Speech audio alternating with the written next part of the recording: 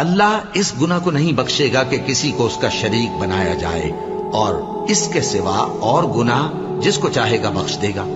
اور جس نے اللہ کے ساتھ شریک بنایا تو بے شک وہ رستے سے دور جا پڑا۔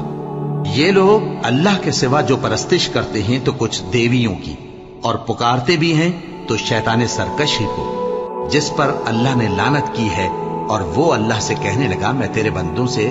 غیر اللہ کی نیاز دلوا کر مال کا ایک مقرر حصہ لے لیا کروں گا، اور ان کو گمراہ کرتا اور انہیں امیدیں دلاتا رہوں گا، اور یہ سکھاتا رہوں گا کہ جانوروں کے کان چیرتے رہیں، اور انہیں سمجھاتا رہوں گا تو وہ اللہ کی بنائی ہوئی صورتوں کو بگاڑتے رہیں گے۔ اور جس شخص نے اللہ کو چھوڑ کر شیطان کو دوست بنایا وہ صاف صاف گھاٹے میں رہا۔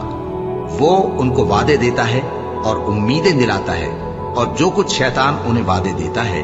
وہ دھوکہ ہی دھوکہ ہے۔